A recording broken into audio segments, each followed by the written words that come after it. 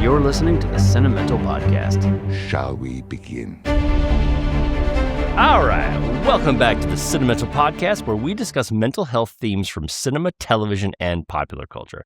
I'm Jeffrey Jones, and I'm a filmmaker and professor, and I'm joined, as always, by my brother, Dr. Joshua Jones, who, as well as being known as the Weapon, especially after eating Taco Bell, is a general and forensic psychiatrist. Oh, come on. That was a cheap shot. I'm going to take viewers behind the curtain. I didn't write that. Josh wrote it. So my laughter as I was reading it for this first time was very real. And Josh's acting, pretending that I had written it, was stellar. All right, we want you to start your week off right with our podcast. So we drop a new episode every Monday morning at 9 a.m. Eastern.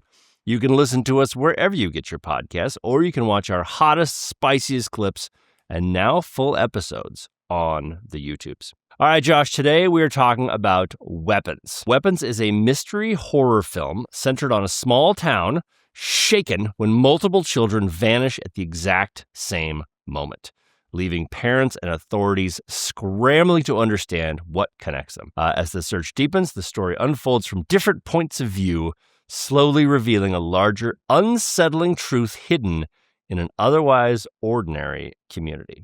Josh, I loved this movie. I thought it was delightful. Yeah, I did too. This wasn't a movie that I was originally going to see. I'm not a big horror fan. Yeah. So I found myself on an airplane flying back from Europe, and this was on. I'm like, you know what? Let's give it a shot. Delightful movie. Yeah, really great. His other movie too, Barbarian, fantastic. He's a heck of a horror director, writer. You know, I wish him good things in the future. In terms of mental health, though, Josh, what are we going to talk about today? Okay, Jeff. This movie is surprisingly rich with some mental health themes. We're going to talk about drug and alcohol addiction, which plays a central role for some of the characters in the film. Yep. We're going to talk about collective responses that towns and cities have to child tragedy, which was, again, a central theme here. Mm-hmm. And then we're also going to talk about borderline personality disorder, which I believe one of the characters probably had. And again, played a pretty key role in how she responded to this tragedy. That's great. I can't wait to dive into that. There's also a lot of filmmaking stuff to talk about, so I'm excited to talk about the structure. This movie has a very different structure than a normal movie. Can't wait to talk about that. We're going to talk a little bit about high concept. Before we do start, though, we do have a sponsor today. And oddly enough, our sponsor is the NRA. Given that this movie is called Weapons and it's about guns and ammo and rifles. No, Jeff, whoa. The National Rifle Association is sponsoring this movie. There's no guns in it. But it's called Weapons, Josh. Yeah, It's not about Why would it be called Weapons? It's about kids. Well, why would it be called Weapons? Well, that Jeff? is the strangest thing. And Josh, we're going to talk about that in not too long. We're going to talk about the title of this movie. But yes, the NRA did not sponsor this movie. Okay, so this is a movie, again, called Weapons. One night at exactly 2:17 a.m., 17 third-grade students from the same classroom quietly leave their homes and vanish without a trace, leaving only one boy, Alex Lilly, behind. The next morning, the town of Maybrook, Pennsylvania, is thrown into panic and suspicion. Their teacher, Justine Gandy, becomes the focus of outrage and blame, even as police and families struggle to piece together what happened. The story unfolds in shifting perspectives, including Justine's, a grieving father's, and a local cop's, as the community reels from the unexplained disappearance and the mounting fear that the disappearance ignites. As clues gradually emerge, it's revealed that Alex's reclusive Aunt Gladys has used supernatural influence and bewitchment to control and imprison the children. Spoiler alert, and even manipulate adults, draining their life force to sustain herself. The mystery culminates in a confrontation at Alex's house, where Justine and others fight through Gladys's spells and the hypnotized townspeople to confront the truth. In the end, Gladys is destroyed and the children are freed, but the emotional and psychic effects of what they endured leave lasting scars. And that was one of the most interesting parts of the movie is this didn't necessarily end happy. There's a long-lasting effects of what happened, and we're going to dive into, why that is as well. This is a great film. This really is a great film. It's just rife with mental health stuff to talk about. But the thing I want to start with, Josh, is not a mental health thing. It's getting into the joke about the NRA. It's getting into the title of this movie. And I hated the title of this movie because Weapons, the film, should have been a great high concept movie. Okay. But the title ruined that because I had no idea what it was about. Weapons doesn't tell me anything about what it's about. And even as I'm watching the movie, I don't understand why it's called Weapons until there's a line that Josh Brolin says where it's like he was weaponized. They're all weapons. And it's like, what? I mean, not really. The principal, sure, but the kids weren't weaponized. The kids disappeared. That doesn't make any sense. It didn't make sense as a title. And if you're going to make a high concept movie, you have to have a title that basically just tells you what the movie's going to be. And here are some examples, okay? Jurassic Park. We've got a pretty good idea of what we're in for. Oh, sure, it's a theme park with dinosaurs. What could go wrong? A Nightmare on Elm Street. All right, somebody lives on Elm Street. They're going to have a bad dream. Shit's going to ensue. That makes sense. Sign me up. Okay, what else you got? The most obvious one of all time, snakes on a plane. At some point, somebody's going to be tired of these motherfucking snakes on this motherfucking plane. And then, you know what I think the GOAT of high concept titles is, Josh? Tell me. Do you have a guess? I have mine, but I want Tell to me know yours. what Tell me is. yours. No. I want to hear yours. So I think the GOAT of high concept titles is Back to the Future. Okay. It's such a good title because it's about a scientist that is trying to send a boy from the future back to the future. And it's got the back and the future and the play on words. It is just a fantastic, fantastic title. Before I tell you mine, what do you mean by high concept? So high concept means incredibly easy to pitch and incredibly easy to understand. It's concept driven in that it's a super easy pitch. You could give someone 5 or 6 words, they would instantly get what the journey is going to be. So when something is high concept, it's really simple to understand. Hence Jurassic Park, things of that nature. We covered Dream Scenario at some point, and that to me is a high concept movie about, what if the same man starts appearing in everyone's dreams?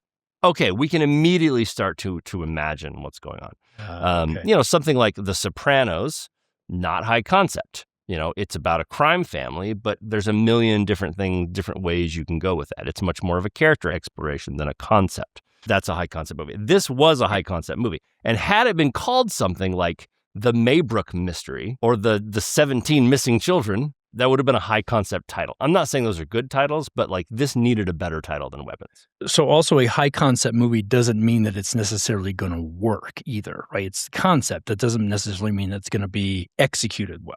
Well, yeah, Okay.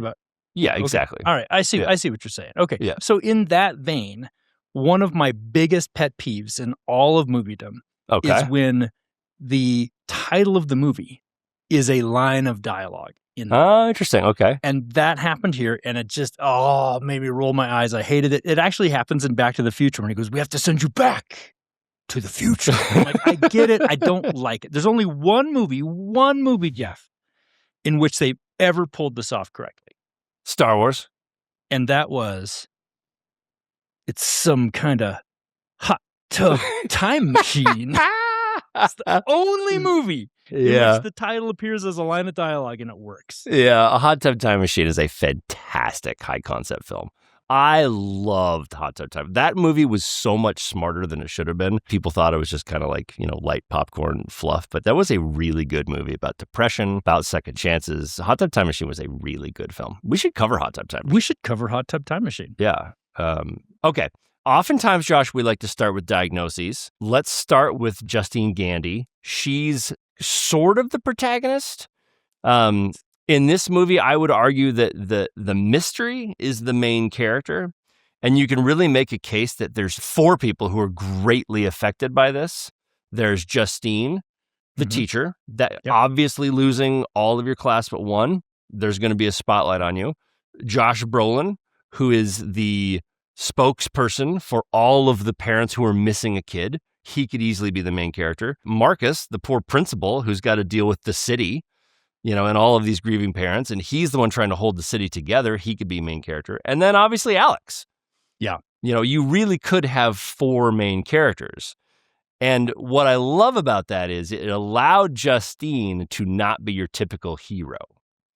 And one of the very first things she does, which is not heroic, is she fucks a married guy, gets him drunk, ruins his sobriety just so that she can feel better. So she's not the heroine, but she is kind of the main character of this film. But when the mystery is the main character, you get to do this kind of stuff. You get to have more fun with your main character. So do you have a diagnosis for Justine? I do. Before I give the diagnosis, I will point out that your heroine doesn't have to always act heroically. And as I give this diagnosis, I want to point out that it doesn't necessarily mean that she's bad, because I don't think Justine's bad. I think she's very much a victim of this situation. Yeah. She had nothing to do with it.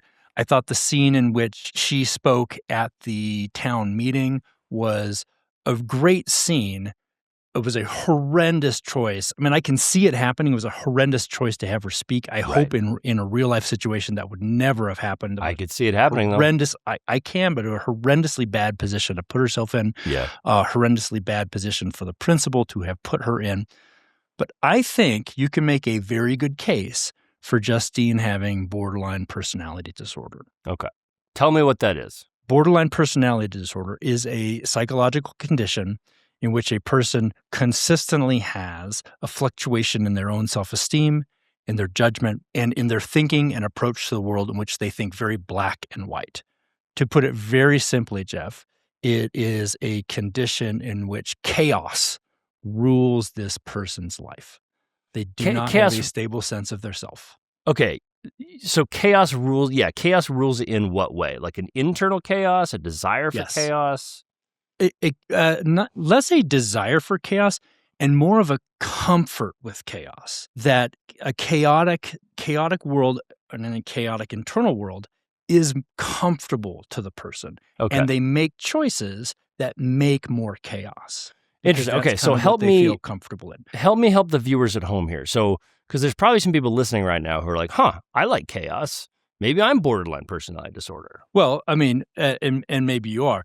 But and sure, if you are, that's great, and it's actually an easily treatable condition with dialectic behavioral therapy and a lot of self-insight. So if you are, that's great. I actually really like treating people who have borderline personality disorder because there's a very clear path forward. How common is it then? It's not all that common. We're talking about less than 2% of the population can be diagnosed with borderline personality disorder. So you think Justine, before the incident, exhibits signs that you think she's in that like 1 to 2%? I do. And I base this on the things that, especially the things that the police officer Paul said when they were talking in the bar, and he was telling her about, you do these Justine things and you've got this pattern. And even Marcus, the principal, mentions to her, hey, you've got this pattern of bad boundaries. We know that she had bad boundaries from before. Now, just because you have bad boundaries doesn't mean that you have borderline personality disorder. Right. It is characterized by really high impulsivity, evidenced by her bad boundaries, stress-related paranoia, which she has. She believes that even though all these things are happening, she believes that they are happening to her. Right. Missing the big picture of that it's happening to the community, and especially these kids are missing. Yeah. There are several other criteria, Jeff, that a person needs to display to be diagnosed with borderline personality disorder, including emotional lability, inappropriate anger, and especially frantic efforts to avoid real or imagined abandonment, all of which I think you can probably apply to her. But again, doesn't make her bad, just makes her have these impulsivity issues that really do come out in times of extreme stress. Yeah. And this situation is extremely stressful. Totally. And I get all that. I hear all that. And some of it is like some of it you absolutely understand. Like when terrible things happen, people tend to make it about themselves. I'm even thinking about like when our parents died, people would, tell me how awful they felt about our parents dying. And I was like, well, it's not really about you today.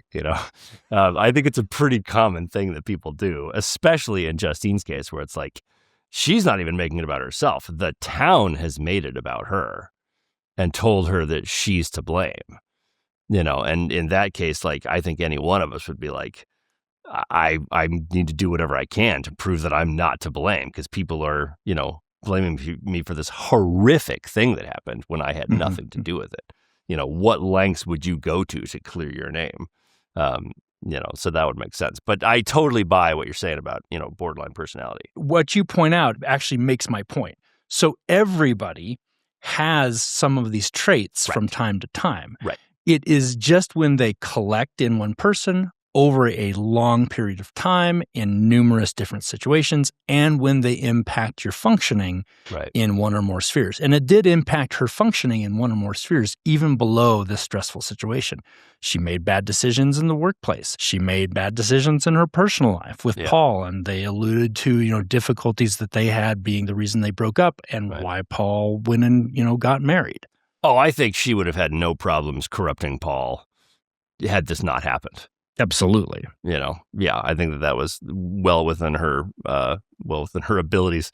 And it's kind of interesting to make, the hero of this somebody with borderline personality disorder. We're rooting for them, but we're also like, but are you a good person? I don't know. It makes it very morally interesting. And I love the fact that it wasn't just like your typical, like, imagine if that main character was played by Jennifer Garner and how she would just be like this, like, very innocent, person who was then on a quest to redeem herself. Nobody, we wouldn't care as much. It's a much more interesting take to have someone be much more morally ambiguous. That would have been a really weird take on it, because I don't know why everybody would be checking their goddamn wallets all the time. What do you mean?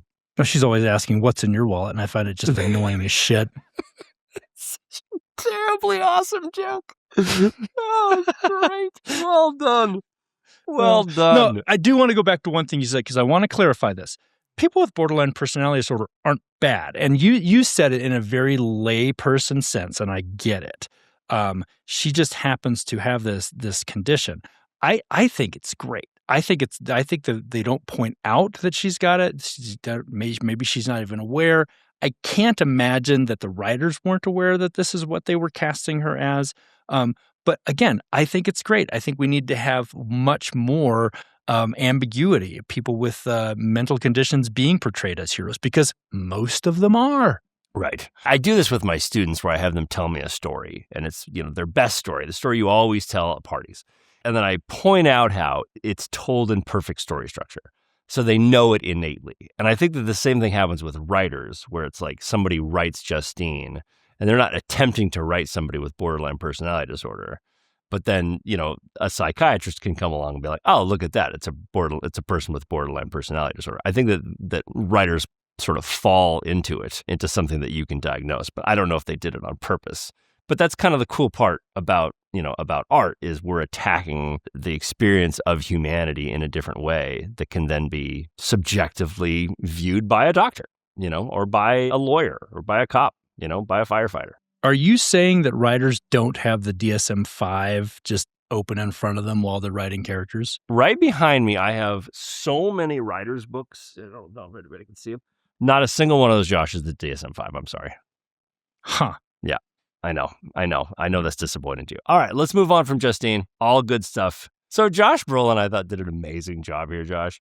I don't know that there's much of a diagnosis other than grieving dad, right? Okay, Yeah, but I do want to ask you a question, because as soon as he sees the principal running at Justine with those arms back, he's like, oh, something supernatural might be happening here. And he doesn't have any issues with it. And I didn't even really think about this until much, much later. Because I think that, like, in that situation, he's kind of right for feeling that way. How quickly, if you were missing your kid, would you accept there was something supernatural going on if there was any amount of evidence of that? Pretty quickly. I agree. Yeah. I think at that point he is grasping at straws. He's already hit on trying to, triangulate where these kids are going. Yeah. He's already obsessing about where Matthew has gone, right? He's sleeping in Matthew's bed. It's obvious that he and his wife are not communicating well. She's trying to move on and is judging him for being obsessive. At work. Yeah. Exactly. So I think pretty quickly, and I think we see this in real life where people are grasping at straws in, just terrible situations. I'm getting chills up and down my spine just thinking about putting myself in that situation where your kids are missing or something like that. So, Jeff, I think pretty quickly, your mind could go there. I agree. Like if my kid was missing and somebody was like, "Oh, hey, I think you should go to this psychic. I think that they might have some interesting things to tell you," I'd go. Of course I would go. I would crawl through any hole. I would climb any tree. I would do whatever it took to get my kid back. It wouldn't matter. I would just follow the leads. There are so many examples of real life missing persons cases where people who claim psychic abilities have inserted themselves into the situation and people lap it up. The authorities, of course, don't like this at all, but people are so desperate for some solution that they will believe anything.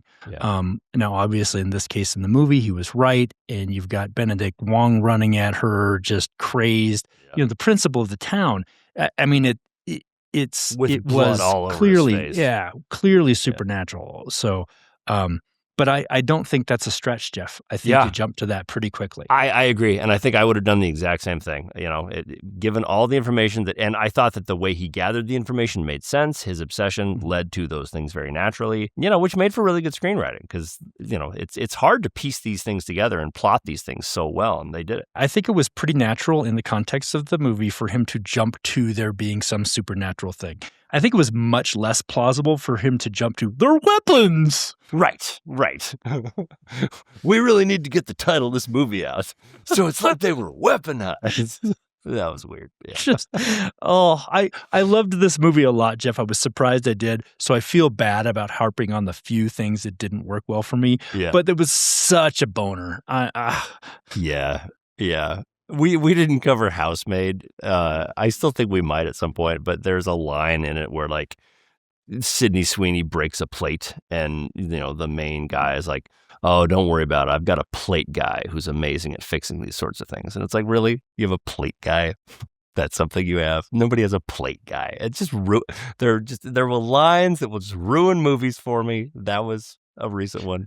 I haven't seen Housemaid yet. I would not have batted an eye at that because my wife has a guy for everything. She would have a plate guy. She's got a towing guy down here. She's got a towing guy. She's got a plumb. She's got towing guys is something everything. People need, Josh. Plumbing is something people need. Nobody needs a plate guy. Anyway, okay, let's move on to Paul the cop.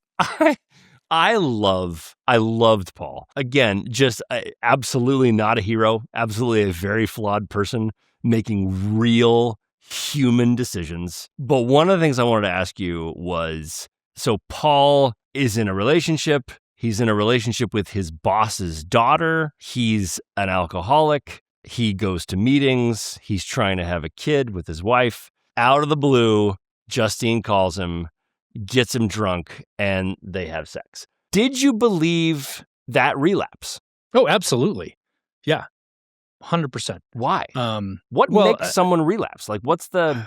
Yeah, well, he was in a very stressful situation. The whole town was. She called him. The circumstances were there. Luck makes people relapse. Jeff, the real key point is nothing has to be necessarily present for people to relapse. People who have substance use disorders or alcohol use disorders, the layperson's term is addiction, really don't need to have anything special to make them relapse. Yeah. Right? If he's in AA and if he's in recovery, then they're talking about one day at a time and that it's every little decision. Every little decision is a decision not to drink. And he made the opposite decision. Yeah. And you think that in some way, he just wasn't feeling good. And then this was a way that he could have felt good and took that chance. And that was just as good of a reason to relapse as any.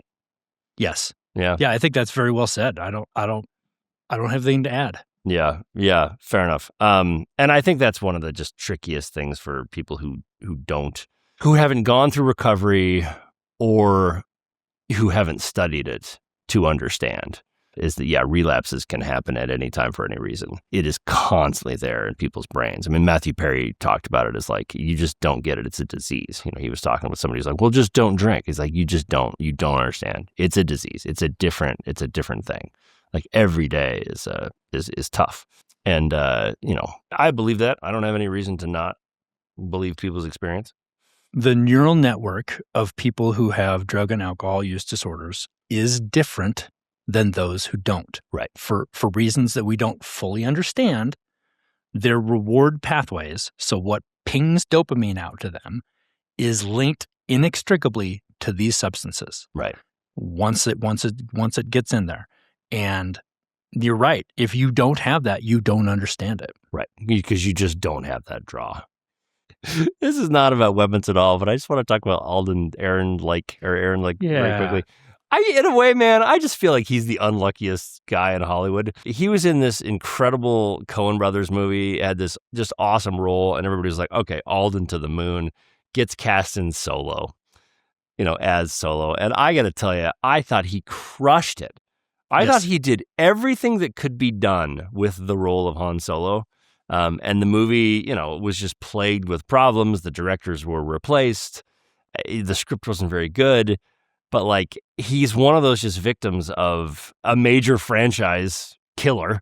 That's sort of what he's viewed as now. And so he's taking these other roles, which are, third, fourth, fifth on the call sheet, but crushing them.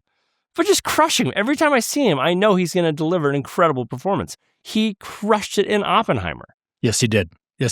He was amazing. And the subtlety in everything he does, the nuance in everything he does in this, his anger and his self-loathing and his whole relationship with the junkie, to go from just like kind of he was afraid when he was arresting the junkie, and then he gets poked and he has a moment of anger, and then he has like this moment of remorse and fear, and you're just watching him go through 13 emotions at the same time. He's a gem of an actor, and someone needs to give him another chance to star in something major, because I think that he's just wonderful. I'd like to see him reprise his role in Solo. Here's my hot take, Jeff. I thought Solo was a really good movie. I know it had a lot of problems behind the scenes.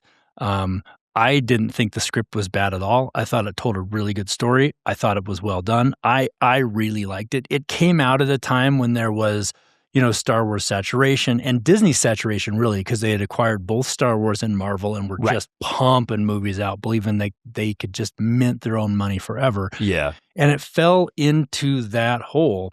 It's a really good movie and one of my favorite Star Wars movies. And I get shit for that all the time. Go back and watch it. It's a good movie. Yeah, fair enough. Not my thing. I didn't love it, but I hear what you're saying, and there's no accounting for taste. People are entitled to love what they love. I thought Rogue One was one of the best, and some people don't like Rogue One. But in my opinion, since Episode 3, Rogue One has been the best Star Wars movie made. Rogue One's a fabulous movie. It's a great standalone movie on its own. Absolutely loved it. If you haven't seen Andor, you should watch Andor as well. I mean, there's some really, really good Star Wars content being put out, and it gets lost because we went for so long, getting a movie once every 5 years and then a big gap. Anyways, that's not what we're talking about today, Jeff. No, we'll get back to it. Okay, so let's talk about James the Junkie real quick. Yeah. Again, one of our points of view, so he's worth talking about. And he's a junkie. He's basically, I think he's a meth head. I think he's just into whatever he can get his hands on. His drugs were IV drugs, which are pretty hardcore drugs. Yeah, I think it's probably heroin. He's probably into heroin. Okay, but he did a really great job of portraying somebody that is so deeply hooked into the drugs, where he's lying to his family, he's doing anything he can do to get money for drugs. He's trying to sell like a little girl's, headphones or whatever. He wants this money so badly. Josh, how do we get people like this help? How do we get them off the drugs? Yeah. It's actually not as hard as you think anymore if your goal is harm reduction as opposed to complete abstinence. Okay. So heroin and other opiates that are like it really do fundamentally change the reward pathways in the brain. Right. And they do it pretty quickly. Because The I think addiction is very clear. I know you hate it when I interrupt, Josh. I'm sorry, but I do think that most people think that if you can get someone to just stop taking the drugs and the drugs exit their system, then whew, we're fine. And that's not the case, right? No, it's not the case. It's not the case with some drugs, and heroin's definitely one of them. There's a concept that I think is really important to understand called salience. So salience is the thing that you think is most important right now in your world. Sure. And heroin really affects your ability to determine what is salient. For this guy, James, right now, he would lie to his family, obviously. He would steal. He would probably kill just to get that drug again. Right. Now, the salience isn't necessarily a high. He's probably at the point where he's used so much that he's not really getting high anymore. What he's doing is he's using the drugs to not feel the withdrawal, and to not feel the emptiness, and to not feel that lack of dopamine that happens when you've been using these substances for so long. Yeah. So that sounds really hopeless, but it's not.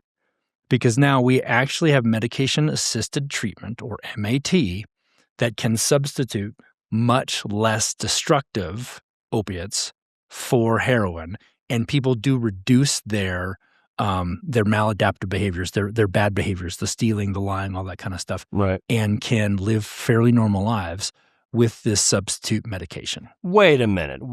So you're suggesting giving drugs to druggies? What kind of leftist nonsense is that, Josh? Right, Jeff, and that is a big talking point right now, especially with the current administration who is trying to rid harm reduction or everything. Look, if you're okay with people just dying of overdosing on drugs, that's your choice. That's fine. If that's the choice we want to make as society. But if you want to keep people alive, it's not actually a choice. If you believe that, you're a terrible person. I'm just going to say it. Josh won't. I'll say it. You're a terrible person. I think that was implied, Jeff. I was using subtlety. I know, and you and I have a very different view on subtlety. But that was implied. Sure. That if you want people to, so if you keep people who are addicted to these substances alive, they can eventually either get off them or come to a medication-assisted treatment, harm reduction, where they're productive member of society. So, and sometimes it takes numerous attempts, right? And there's different medications that can be used for this. There's buprenorphine, there's naltrexone, there's methadone. All these things are different, treat different levels of the addiction. Yeah. But it can be done. And we should just be putting more and more money into it. And as a society, we need to accept that people are going to make decisions that we don't want them to make, But we can't even get behind somebody who's on food stamps buying a Coke, So it's hard for me to believe that we're going to get on board with giving a druggie just a less powerful drug. That's a tough one. That's a tough one, Jeff. Because I agree with you, Josh, and I believe everything you're saying. And if you're like, hey, I need $20 to give a heroin addict some cocaine, I'd be like, okay. I mean, I know you know what you're doing, but I'm, I'm far down that leftist rabbit hole. Well, look, I don't want people to think that harm reduction is the be all end all. Right. I do think that there's, just because you're doing harm reduction, just because you're, doing medication assisted treatment, or you're making sure that people are, going to the extreme and providing safe injection sites, which we're not doing in the United States, some countries are doing. That's not the be all end all. It has to be coupled with aggressive treatment pathways to help people get off these substances and address what we call the social determinants of health, or the social structure, being able to have a good job, being able to have an affordable place to live, being able to get, being able to get food, being able to not feel in such despair all the time. Right. That drugs and alcohol is a way to get away from those feelings. Yeah. I mean, if you think about the logic behind the things that James does in the movie, we know he's trying to get money for drugs, but he goes into a house where there are these two people who are obviously in distress, just sitting there staring blankly, and he doesn't want to help them. He's like, oh, they're just sitting there, I can steal from them. And then he goes downstairs and sees these kids, and it's like, oh, I can make $50,000 right now. Not I can help these kids. There's no percentage of his motivation that is based on helping these people who are in obvious distress. It is just quite simply, how do I get money for drugs? That's the salience. That's the salience point I was trying to make. Yeah. Yep. And again, I thought it was done very powerfully, very honestly, and acted very well. Well done. Well done, James the Junkie. Okay, Jeff, question for you. So this just vexes me, okay? You're a filmmaker. This is a very well-made film. I have to ask you about kind of the gut punch that happens midway through the film, where we get introduced to this bonkers, bizarre character, Aunt Gladys. Jeff, I can only ask you this as subtly as possible. What the fuck was that about? So you don't want to give me a diagnosis of Gladys, Josh? Well, I do have a diagnosis, but it's not a psychiatric one. Okay, so let's talk about Gladys. So Gladys is very interesting. She is a type of villain that you just don't often see in film. She is a succubus. And I don't know why we don't see succubi more often, but we don't. There's the best example of a succubus is probably Jennifer's Body, who the main character is Megan Fox, and she, sucked the souls of boys. That's the villain that she was. There's not a lot of movies that have been made about succubuses, and the ones that have primarily focus on some sort of like sexual element. It's a really good-looking woman taking advantage of men and then, sucking their souls. And it's sort of a karmic type of film. There's no karma in this movie. She's just a succubus who can suck on anything in order to survive. And what I thought was really interesting about it, and what I think that people should take as a lesson to this, and it's how powerful the succubus can be as a villain. It's much scarier that the succubus was feeding on children than it is a sexy succubus feeds off of men. The fact that anybody can suck the souls out of our children is, I think, infinitely more scary. And so somehow, the writer, Zach, found a villain or a monster that there's just not a lot of content about. And so that's why Gladys was so interesting was, she's a succubus, and we just haven't seen a lot of succubus's movies or succubus films. I looked this up because I couldn't find that many, and they're not even worth naming because I had never heard of them, but there's really not a lot. There was a succubus in American Gods, the TV show, and in the book, but again, it was a highly sexual woman feeding on the souls of creepy dudes. One of my favorite succubuses, and they don't call him a succubus, they call him a vampire, but he is a succubus. It's Colin from What We Do in the Shadows. Oh, yes. Yeah, they call him a vampire, but he does just go in and he sucks your energy from you. And so he really is a succubus, and he's a fantastic character. But yeah, I would like to see succubi more often in films. And I'll give you a freebie for any writers out there. A Christmas horror comedy about a succubus. So a succubus takes over the grandmother, just takes over the character who everybody doesn't want to see because they suck the life out of you, but it becomes an actual succubus, and then it becomes a Christmas horror comedy about, the new person, the new girlfriend of the favorite son, and then she's watching as everybody's slowly dying to the succubus and then has to square off against grandma. So Christmas succubus. If anybody wants to take that and write it, go with God. I've got way too many writing projects right now, but that's what Gladys is. She's a succubus, and we don't often see it in film. And of course, expertly played by Amy Madigan. Just She's Oscar nominated for the role. I mean, I remember Amy Madigan as the wife from Field of Dreams, and oh yeah, that's right. Oh yeah, absolutely. Yeah. She just destroyed this character and loved it. I loved it. Yeah, one of the interesting parts about her is that they combined succubi, or they combined her being a succubus with what I thought was essentially voodoo, and that was really interesting to me. I have found voodoo very interesting since you and I have started doing this podcast because of something you've told me about the DSM-5, and I'm not going to say much to cue you up for it other than that.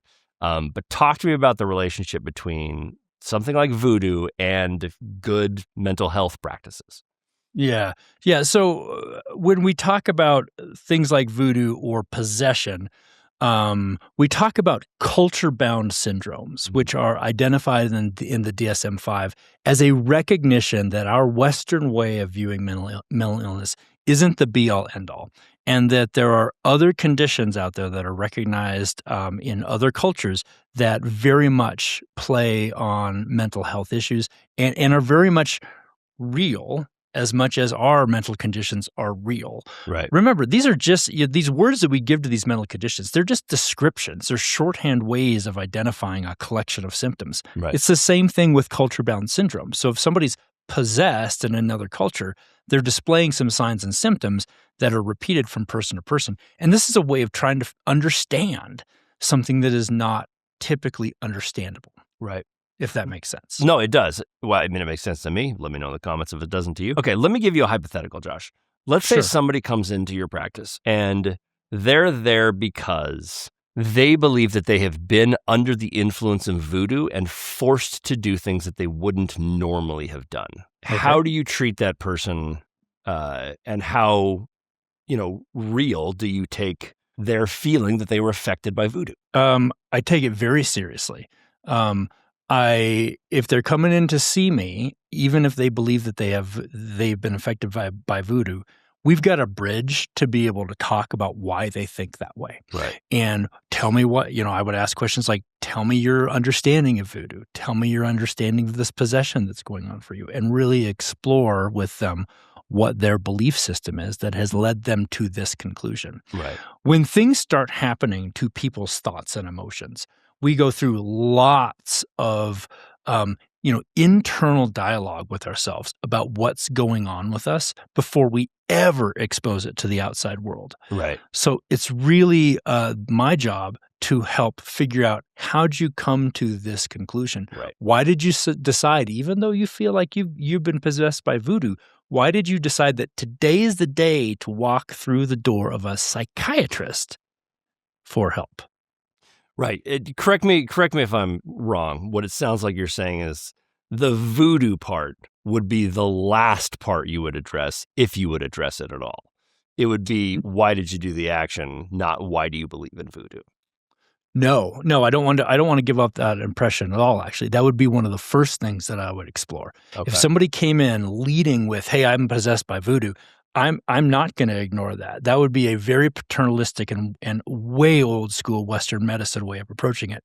I would engage with that and go, tell me about voodoo, man. I mean, I sometimes say this when people come with different cultures. And No. different That's not beliefs. what I'm saying. I'm saying that if someone did come in, the first thing you would say wouldn't be no, because voodoo's not real. Right. That is not what I would say. Right. Yeah, that would be one of the that is- last things, if ever, that you would say. I don't know that I would ever say that. Right. That's my point. Is that to you the voodoo really their quote unquote false belief in voodoo? That's not even something that you're particularly worried about because it means something to them, and so you're trying to work with them where they're at, right? Yeah, I don't And think so- it's a false belief in voodoo at all. I mean, That's what I'm trying to get to, and Yeah. I just think that's Yeah. amazing. I think that knowing that psychiatrists are out there being like, yeah, man, voodoo. Tell me how that makes you feel. It's great. I just think it's great. I just think meeting people where they're at and with their experience, and like you have said in the past, having the the humility to be like, we don't know it all. Who knows? I'm sure that someone feeling they're under the effects of voodoo is an incredibly powerful feeling. yes, yeah, absolutely. Yeah. I wouldn't phrase it like that. What I would say is, I would say, tell me about the voodoo that you do so Okay. well. All right. That's twice now in an episode. You caught me off guard, and that's wonderful. Well done, Josh. Tell me about the voodoo that you do. I do want to say, from a I don't want to trot on your filmmaking expertise too well, but in researching this film, I did find an anecdote that the director Krieger, when he cast Madigan, he gave her a choice about the Gladys character. He gave her two options. She could decide that her origin was that she was a regular person using witchcraft to prevent her dying from an incurable condition, or that she was an immortal creature performing an approximate simulacrum of a human being, the succubus. But he told her, don't tell anybody which one you choose. I love that. I I think that's super great. Yeah. Yeah. There are times where directors have done stuff like that I think are absolutely brilliant. You know, one of them is Ang Lee has talked many times about in Brokeback Mountain. He wanted Anne Hathaway to play the character two different ways. One where you know that your husband is having this affair, and one where you're clueless. And so he had her go through the whole script both ways. And then the editor would pick and choose between. So at times you're like, oh, she obviously knows. And then at times you're like, wait, I don't think she knows. And so we never get a sense of what she actually knows, because rather than have her try and act sort of in the middle about it, it's like, no, act hardcore both ways, and then we'll cut it to make it confusing for the audience. And like, that's just brilliant, you know, to me. And so the trust that Zach had in Amy to do that is fantastic, you know, because he's got a director. He's got to know, unless you cast an incredible actor who you know is going to bring it, who you trust will bring it, you know. And I'm sure he's just sitting there being like, oh yeah, cut. Sorry, I was just enthralled. Right. I was just watching you. This is gold, Jerry. Yeah. It's gold. Just keep going. Just keep acting. That's awesome. All right, Josh, I don't think it would be responsible of us to not cover this topic from this film. So this film essentially has what you could equate to a mass shooting, you know, and this is the thing that communities are the most scared of, is in whatever way losing a large amount of our children. What happens in real life when there's an event like this? And I don't mean a succubi voodooist comes into town, but there is a confusing loss of lives of our kids. What happens? Because I don't know, and I really want to know. Just like, what are the steps? Well, there is a playbook for this. So this is called disaster mental health, and you can apply it in really any disaster, of which a school shooting or mass disappearance or, you know, a natural disaster happens. And it's actually, Jeff, it's actually pretty simple. The very first step is that you attend to the material needs of the victims right now. Okay. So you make sure that people are getting food, water, shelter, sleep, heat, that kind of stuff. That's often skipped over. I mean, I think you think of disaster mental health and like, oh, there's got to be some like, you know, almost mystical, magical group of therapists that descends on a town like this. And it's really not the case. You build up from first principles, almost like a Maslow's hierarchy. You make sure people are fed, and make sure people are safe, make sure they're out of immediate danger, right? Then the next step is that you deal with the immediate, very serious mental health conditions that could come from this. In any disaster, there's going to be a very small proportion of people who end up having a psychotic break, who end up having an acute stress reaction where they dissociate. They may even feel suicidal in the direct aftermath of an event like this. You attend to those people emergently. Because you said that there isn't a descent on the town of psychiatrists or psychologists. No. I said there wasn't a descent of some mystical, magical group with extra special skills on this. Yes, in any you know, FEMA, when they descend on a town, they do bring counselors, psychologists. Okay, is FEMA descending on a town in a school shooting? They could. They Who might. does? So mostly it's the local resources. So Okay. you've got you know, your community mental health center is always part of a community disaster plan. The local hospital with their mental health personnel is always part of a large disaster plan like this. Okay. So those folks would be descending on the town, or how are you identified? How are you identifying the kids? The most important key point about identification is awareness. So making sure that everybody in the community is aware that there are resources if you see somebody acting, you know, not themselves or dazed or whatever. Hey, you can bring them to this tent. Whenever you come into a community like that, when the Red Cross comes in or when the disaster plan is activated, you've got lots of personnel directing people, go there for water, go there for food, go there for shelter, go over there if you've got a medical condition, including a mental health issue. Okay, that's how you screen people. That's like first, second, third day, right? What about when kids go back to school? What about the long term? Yeah. So the long term is that there are going to be many people who might have post-traumatic stress disorder from a situation like this. You want to get them engaged in counseling, either through the community mental health resources. Schools will often have access to additional state resources, such as additional psychologists or counselors who will come in and be available. You hope people self-identify. Right. If they don't, you can identify and reach out to them.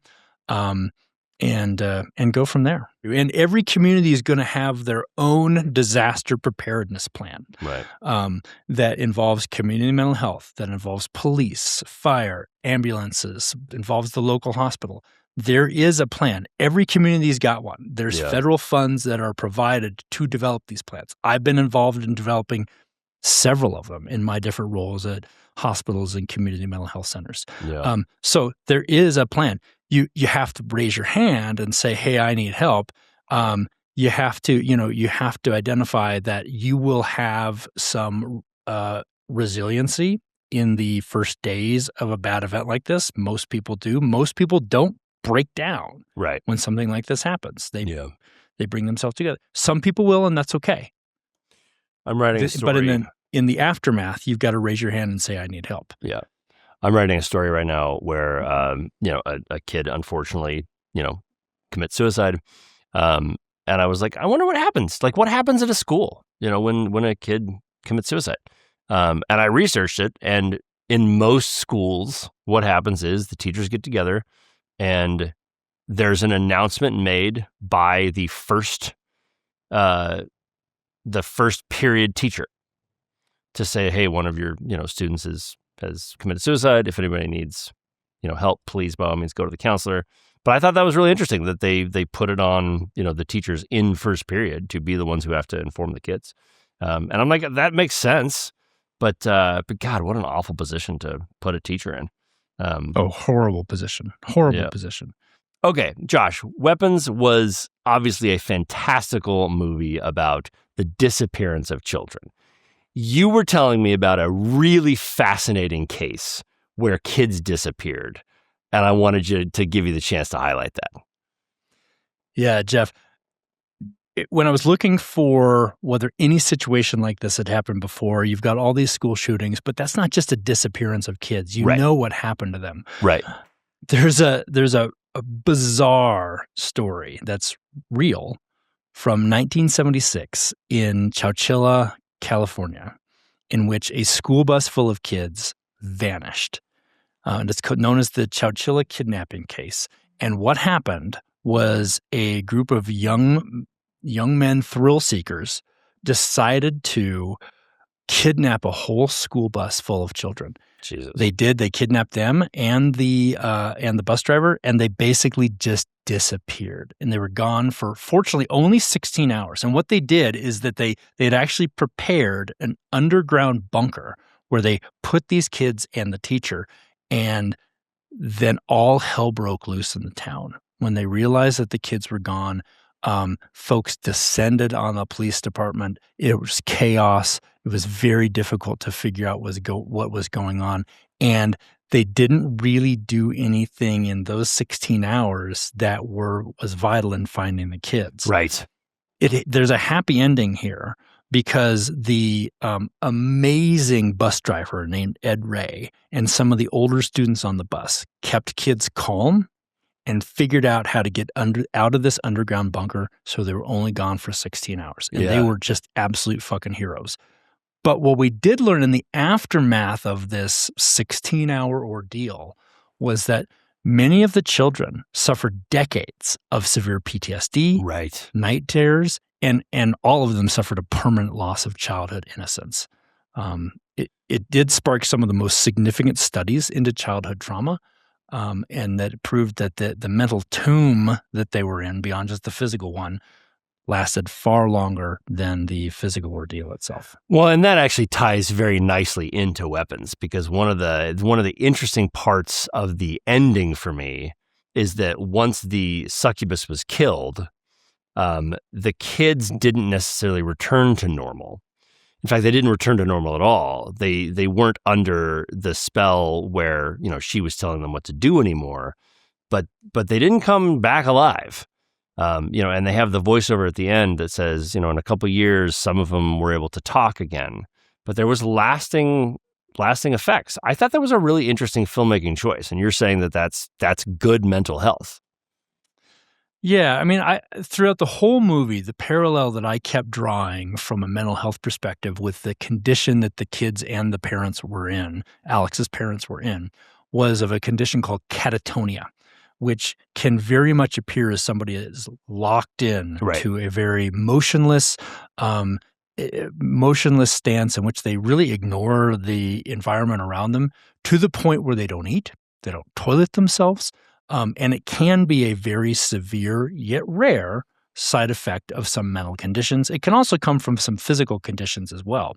And when you go through a sustained period of catatonia, days or weeks, you don't just pop back. Right. It's often a recovery very much like they described with the kids. And they also described that the parents never popped back at all, that they were basically institutionalized and needed to be spoon-fed for the rest of their lives. So I drew that parallel. I don't think it's necessarily what they were looking for, but I mean, I have seen conditions similar to that in mental health. Interesting. The parents never recovered, but the kids did. What do you make of that? Yeah. I mean, the kids were not under the spell of Gladys as long as the parents were. So maybe it was some dose effect. I think the other There's thing definitely is a dose effect. There's definitely a dose effect because Josh Brolin kicks out of it immediately. Right? So I think we know that there's a dose effect. I think it's also that there's a mental resiliency in children that you don't necessarily have as adults. Yeah, I buy that.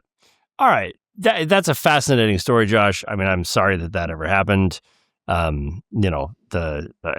can't even imagine something like that. But God, how many hero bus drivers out there are there? Like you had the bus driver who saved the kids during that fire. I remember our bus driver growing up. I don't remember her necessarily doing anything heroic, but goddamn, she was doing the Lord's work. She was awesome. Our bus driver was awesome growing up. She was not a mean bus driver. She was great. And that has got to be a really hard job. There was actually just something I saw on TikTok the other day where there was a bus driver who turned down a road and this car just got in their way because they didn't like that this bus was making that turn. And there was a standoff for 45 minutes and you can hear the bus driver just being like, I've called the police. I don't know what to do. She's trying to help the kids in the back. But it's man, bus drivers really do just take it seriously that they've got the charge of protecting these kids. It's I don't know, man. I think there are a lot of heroic bus drivers out there. I've known a few bus drivers as an adult, as school bus drivers. Our neighbor is a school bus driver. They do take it very seriously. And I can remember when I was very young, actually, back when we were living up on PG Sweet Road, we got into a bus wreck. It was an icy day. And that is not one of Josh's password questions. Don't commit that one to memory. It's you literally have the sign right behind you. Right. I forgot about that. I wasn't really exposing anything about our past. So anyways, that's a good point. My point I should take that down. is that I got in a bus wreck, I think, in probably the second or third grade. I didn't know that. It wasn't a bad one. It just turned over on its side. But our bus driver was just like, okay, kids, come with me, and put her arms around us. And she was just very much mother hen. And that's their job. So, I mean, so you've got the bus turned over on its side? Yeah. Josh, that would be traumatic for a second grader. That's not nothing. That's a serious wreck. Very slowly. I mean, it was an icy road. It was going down that Harris Road. Yeah. And it just kind of went into a ditch or something. Yeah, it slid and it fell over. It did turn over on its side, but it wasn't boom. So it was it was literally a very slow motion wreck. Yeah, and most kids probably thought it was cool. Yeah. It's all right. Cool. Oh, so, man, you've got a lot of hero bus drivers. You got Ed Ray here. You've got so many bus drivers. You got Sandra Bullock. So many heroic bus drivers. I saw that one coming. I just saw that one coming. Yeah, I'm on to you now, Josh. Okay. I'm on to you now. All right, I'm gonna get feeling a little it today. I'm gonna get Neil, a little geeky. I'm gonna get a little geeky here, Josh, and talk a little bit about structure. Because Weapons had a very interesting non-linear structure. And anytime one of my students is like, "Oh yeah, well, structure," they'll bring up movies like Pulp Fiction. They'll bring up non-linear movies and be like, "See, you can structure things differently." And I love it because a movie like Weapons will come along that absolutely fits into a perfect model of structure, but do it in a non-linear way. And so I loved the structure of this movie, but essentially the structure is these different points of view. Yeah. So it's non-linear because we're spending some time with the character, and then we see some times where stuff intersects, et cetera, et cetera. But what I love about this and what I think people should take away is when you have a movie where there are multiple protagonists, what separating it like this allows you to do is to stay locked in with someone's point of view. And that's why it's so effective. So we're not having to be like, we feel what Justine is feeling, who's a very different character than Marcus. And so if we have to, in one scene, feel with Justine, and then in another scene, jump to Marcus's point of view, it's very hard for us to go on that emotional journey. And so a movie like this allows you to just walk with Justine for a while and just walk with Josh Brolin for a while and feel and see the effects scene to scene of a grieving father or a borderline personality, teacher, or a kid dealing with his succubus aunt. And it also allows you to drop plot hints in a much more interesting and thoughtful way. We don't really even understand that there's a succubus until we see Alex's POV at the very end. That's when we start to learn. But by that point, Josh Brolin and Justine have started working together. And so at the moment where it's like, aha, these two are now onto something, now let's learn what the something is. And so it allows you to be very clever with how you weave in plot while following stories individually. And so I loved the non-linearness, structure of this. The writer loves this kind of thing. He did the same with Barbarian. You spend half the movie with this particular woman. She gets kind of kidnapped in the basement, and then all of a sudden we started a whole new movie with the Apple guy, whatever his name is, Justin Long.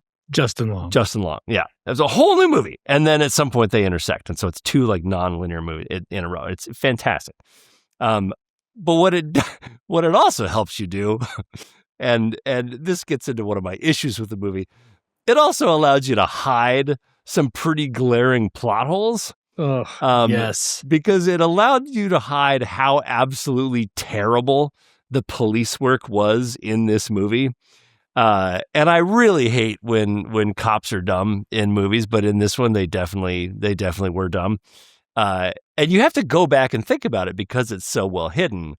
But the cops talk to Alex and they talk to the teacher, but they don't talk to the parents of the kid who didn't go missing. And that would be one of the first people that I would talk to. It's like everybody was missing but your kid. What might you know about this? They would 100% be a suspect. And if you look back at the plot line, when they do talk to Alex and the parents are sitting right there, the parents have 100 holes in their face because they had just gotten done stabbing themselves. That is a massive plot hole. Well, I mean, okay. I agree with you. This is a huge plot hole, but not for what you're pointing out. They showed them putting makeup on the stab wounds. They said, Gladys said, "Oh, he just had a stroke." I mean, I get that.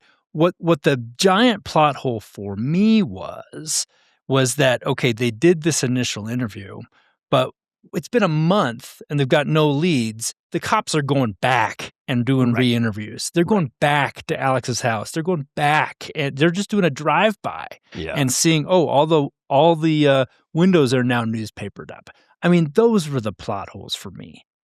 Yeah, yeah, totally fair. And again, like I completely agree with that. You got to get a little bit of deep in the weeds to see plot holes. And if anything, there's a great there's a great YouTube channel called Cinemental, and they do an awesome job of breaking down like all the plot holes or all the like little things that are missed in movies, and they count up all the sins of a film, and they do it in such a cheeky way. Sure. But most filmmakers don't give a shit about plot holes. They're like, did we tell an emotionally interesting story? Yes or no? And so people pulling apart plot, it's a very uninteresting, part of sort of the writing process. But I don't know. Thinking back about it, I'm like, there was some pretty terrible police work done, and I just don't like it when cops are dumb in movies. Yeah. And I think that she had the ability to do essentially voodoo. I know that this was called weapons, and so she had to weaponize everybody. And if you weren't like weaponized, you were catatonic. But it's like, just the title weapons didn't matter. Nobody understood what it was. Just have her be, a voodoo artist, and put some sort of voodoo over the detectives. That's like, hey, nothing to see here. Sort of like in Westworld, Jeffrey Wright couldn't see that there was a door there because he was one of the anyway. Well, that Josh, turn, but okay. I loved this movie. Okay, so Josh, one of the things I talked about earlier was Alden Ehrenreich. I don't know how you say his last name, but how cursed he was that his career essentially got derailed by one bad movie. And so I thought it would be fun today to do our top 5 of great actors who had their careers ruined by one terrible film, because he's not the only one. No, he's not. Yeah. And so today, that's our top 5. It's again the top 5 list that nobody asked for of great actors who had careers ruined by terrible movies. Okay, Jeff, do you have any honorable mentions? I do. I've got 2. One of them is Alden. Sure. You could probably put him in the top 5. I'm just choosing not to. We've talked about him already. But yes, his career was derailed. He's going to get back on his feet. He did a movie with Christopher Nolan. He'll probably do 15 more movies with Christopher Nolan. That's usually the way that it works with his crew. So I think he's going to be fine. So he's not as ruined as some of these other guys. And my second honorable mention, Josh, is an actor named Alex Pettyfer. And I put him in this list because I'm a little afraid of the keyboard warriors who are going to be like, what about so-and-so and so-and-so? These are good actors whose careers were ruined. Alex is an example of someone who was popular and was on his way up, but I never particularly thought he was that great of an actor. And movies like I Am Number 4 and Beastly, those were the ones that sort of killed his career. But I didn't particularly think he was a great actor. So if you have an actor that isn't on my list, it might be because I just don't think that they're, that good of an actor. So I want to just nip those in the bud. I've never heard of him, and I've never heard of either of those movies. So why don't we move into your list, Jeff? What's number 5? There you go. Okay, so number 5 is a lot of the people involved in the Batman and Robin movie. You had Alicia Silverstone and Chris O'Donnell were 2 victims of this.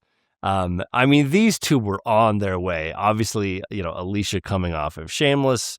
Chris O'Donnell had done a bunch of stuff at this point. They were probably stars already. Neither of them recovered from Batman and Robin. George Clooney even had to take a little bit of a backseat for a while, and really distance himself from the project to get out from under it. That's how awful Batman and Robin was to careers. The only thing I really remember from Batman and Robin is the ridiculous artistic choice to put nipples on the bat suits. Yeah. Was that the first time they had nipples on the bat suits? Yeah, oh yeah. First and last. Yeah. There you go. And thank God for that. So, okay, what's number 4, Jeff? So number 4 is Sam Worthington and Clash of the Titans. Sam is pretty famous. He still does some big movies. He's still in Avatar. But his Avatar success does not put him in the conversations for superstardom.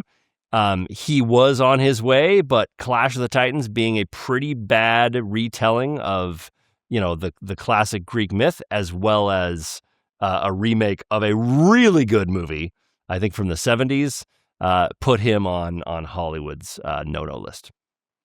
Yeah, I actually remember this. I was so excited for the remake of Clash of the Titans because I loved the original movie, and I'm like, this is going to be so fantastic, and it was unwatchable. Unwatchable. And I love Sam, but like he just doesn't quite have the emotional range. I do think he's a good actor, but like his emotional range isn't quite there. He's just kind of delivers lines in a cool way. But I do think he's good. I mean, I would like to see. I put him on the same category as like a Josh Lucas or a Patrick Wilson. Like really good flavors of vanilla. Okay, Jeff, what's your number 3? Number 3, and this one hurts my heart because I love this guy, is Clive Owen. Yeah. Clive Owen starred in Children of Men. He's been in a ton of great movies, but The International just really did him dirty. This was during the time when it was like, let's make banks bad. And while they're not very interesting on screen. And so you had a series of these like banks are bad, sort of films. And The International was a particularly just kind of trite and boring one. And Clive never recovered. He kind of wallowed for a little while and was cast in such ho-hum parts. And he never recovered to the superstardom that I think he could have gotten to. And I do think that he is an amazing actor. He even played he played Bill Clinton exceptionally well. He's a good actor. Yeah, absolutely a good actor. Yeah. One of my favorite performances of all time was his performance in Children of Men. Yeah, Children of Men is such a good movie. We should cover Children of Men. That is absolutely I don't want to cover Children of Men just because I don't want to experience that again. It was so terrifying to me. That is one of the movies I have nightmares about. Yeah, but the filmmaking is so I good. know. All right, we will do it. But let's talk about your number 2. Yeah, number 2 also hurts my heart. It's Emilia Clarke. Ooh. Yeah, and this is one where you're like, hey, wait, that can't be right. Emilia Clarke's a superstar. She hasn't done anything since Game of Thrones, and it's because of Terminator Genesis.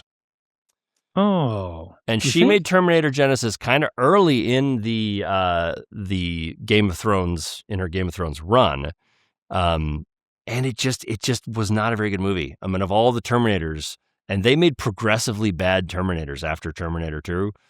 Terminator Genesis really, really shat the bed.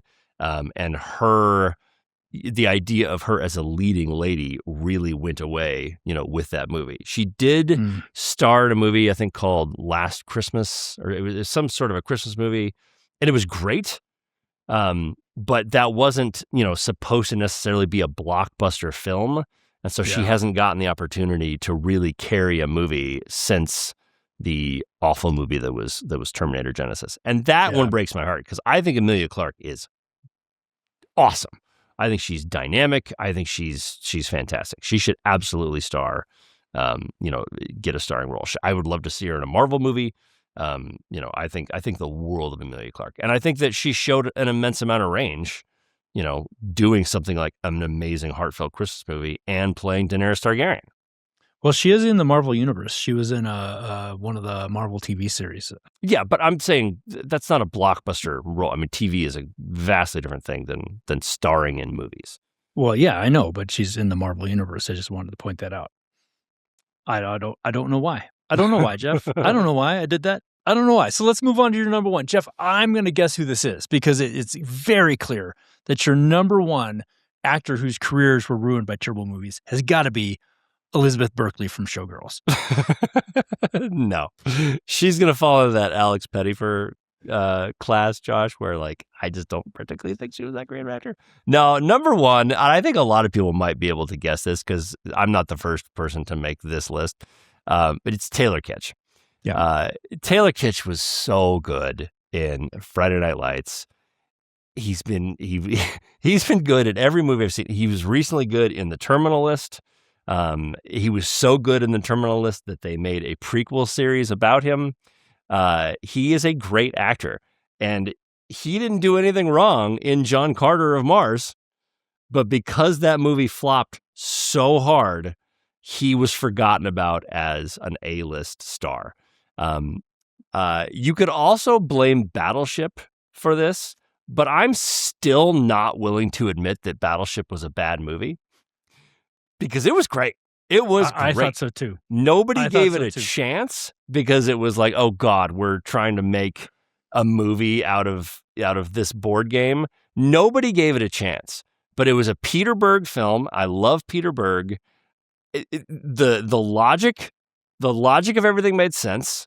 When he brings back like the old school naval guys and they have that destroyer that they use at the end, like it's a good movie. It's a good movie. He was great in it. But I do unfortunately think that both Battleship and John Carter of Mars led to the downfall of Taylor Kitsch as an A-list guy. Yeah, I mean, like you said, Jeff, you're not the first person to make the list. I think this is a pretty well-established one. Neither of those movies are that bad. Actually, Battleship's a good movie. I agree. John Carter of Mars did not deserve all the hate it got. I mean, it gets, I didn't even see it. It got so much hate that I was like, all right, well, I'm not going to watch it. Disney was clearly like, we're going to make this into a franchise. That was what they were going for. I get it. So there's a lot of backlash from that. It's a great story. And anyways, I agree. And anyways. Josh, you think I missed anybody? Good list. You think I missed anybody? Just Elizabeth Berkley, like I said. Just Elizabeth Berkley. One of the ones I thought about putting on was Armie Hammer, who was undone by the Lone Ranger. But he's such a problematic human being that I'm like, I can't. I'm not gonna touch Armie Hammer. Why? That's not the only reason. That's right. It's got to be the movie has to be the reason why they aren't a star, right? And not other reasons, too. Right. So you can also put Trask on the list as a director. He directed the abomination of a film that was the Fantastic Four with Miles Teller and Michael B. Jordan. Oh God, yeah. He never really got another chance to direct after that. But I didn't want to go with directors. But yeah, that's my top 5 list of great actors who had careers ruined by terrible movies. And as always, that was a list that no one asked for. Jeff, good list. I really appreciate that one. So excellent. Okay, man. All right, man. Anything else you want to talk about with Weapons? Any last thoughts? Yeah, I mean, I think the only thing left to say about Weapons is that, I mean, these kids were weaponized, okay? It was like they were weapons. All right. Thanks, as always, for watching or listening to Cinemental and our very long coverage of Weapons. Cinemental is produced by me, Jeff Jones, and edited by David Haverty. If you like this episode, please subscribe anywhere you get your podcasts. You can also watch clips of Cinemental on YouTube, where we'd love to hear what you would like us to cover next. You can also watch my companion series, The One Thing, where I take a deeper dive into screenwriting, both available on the Large and in Charge channel on YouTube. This has been a Large and in Charge production. For Josh Jones, I'm Jeff Jones, and we will see you next week.